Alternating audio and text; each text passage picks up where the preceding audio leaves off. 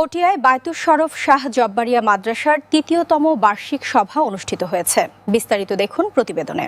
চট্টগ্রামের পটিয়ায় বায়তুস শরফ শাহ জব্বারিয়া দাখিল মাদ্রাসার তৃতীয়তম বার্ষিক সভা অনুষ্ঠিত হয়েছে।